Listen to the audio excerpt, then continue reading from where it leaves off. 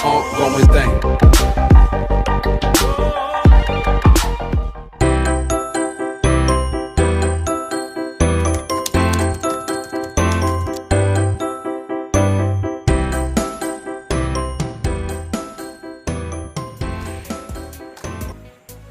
Sebelum kita membahas tentang sejarah farmakologi, kita harus mengetahui apa itu farmakologi. Farmakologi berasal dari kata Yunani yang artinya farmakon, yang berarti obat dalam makna sempit. Dan dalam makna luas adalah semua zat selain makanan yang dapat mengakibatkan perubahan susunan atau fungsi jaringan tubuh. Kemudian logos berarti ilmu, sehingga farmakologi adalah ilmu yang mempelajari tentang pengaruh bahan kimia pada sel hidup dan sebaliknya reaksi sel hidup terhadap bahan kimia tersebut. Kemudian, apa itu obat sebenarnya? Obat ialah semua zat baik kimia, hewani maupun nabati yang dalam dosis layak dapat menyembuhkan, meringankan atau mencegah penyakit. Berikut gejala-gejalanya. Mengenai sejarah tentang farmakologi, sebenarnya farmakologi atau sejarah obat itu sudah dapat kita jumpai pada masa-masa sebelum Masehi, di mana pada masa manusia purba itu mereka sudah banyak mengenal tentang obat-obat. Tapi obat di sini masih dalam obat bentuk tradisional.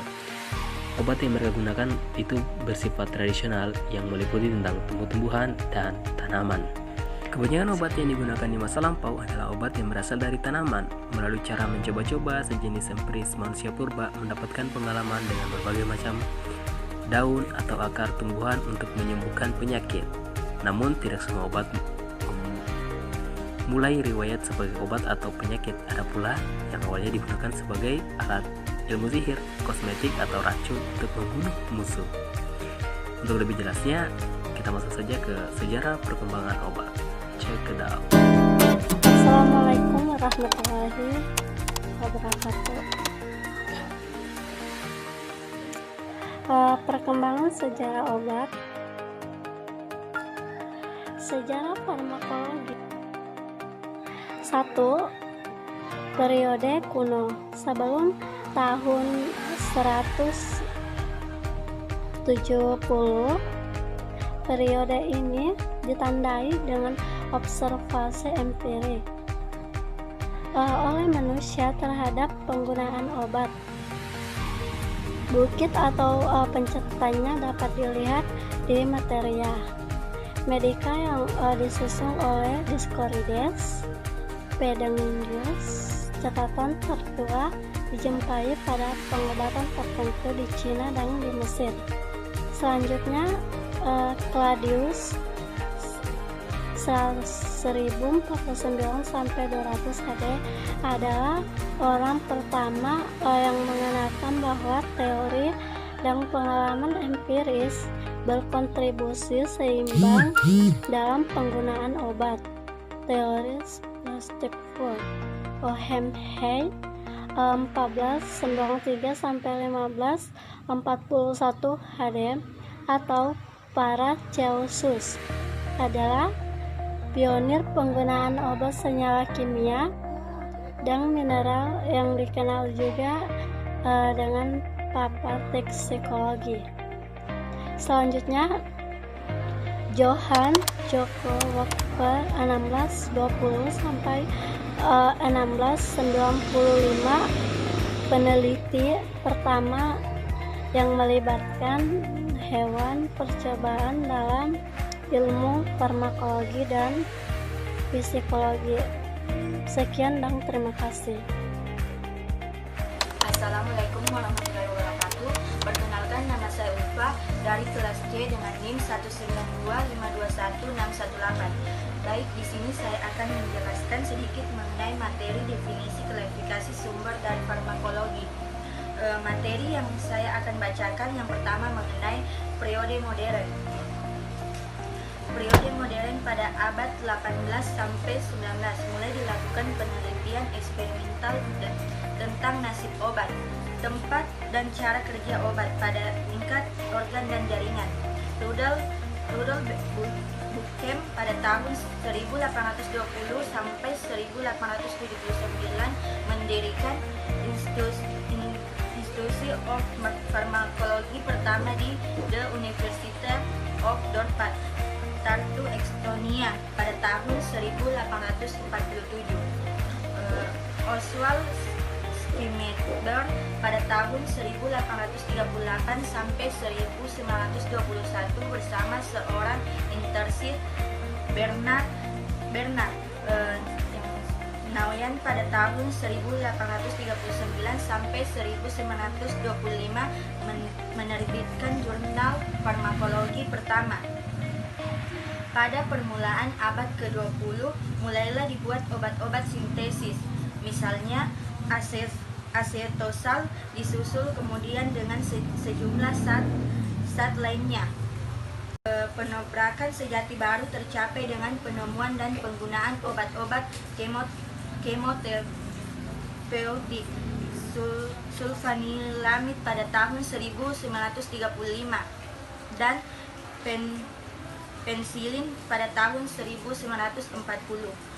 Sejak tahun 1945 ilmu kimia, fisika dan kedokteran berkembang dengan pesat dan hal ini menguntungkan sekali bagi yang penyelidikan yang sistematis dari obat-obat baru. Sejak tahun 1945, ilmu kimia, fisika dan kedokteran berkembang pesat, atau misal sintesa kimia atau fermentasi atau teknologi rekombinan DNA, dan hal ini menguntungkan sekali bagi penelitian sistematis obat-obat baru. Beribu-beribu zat sintetis telah ditemukan, rata-rata 500 zat setahunnya, yang mengakibatkan perkembangan yang revolusioner di bidang farmakoterapi. Kebanyakan obat kuno ditinggalkan dan diganti dengan obat mutakhir. Akan tetapi begitu banyak diantaranya tidak lama masa hidupnya karena terdesak obat yang lebih baru dan lebih baik khasiatnya. Namun lebih kurang 80% dari semua obat yang kini digunakan merupakan penemuan dari 3 dasawarsa terakhir.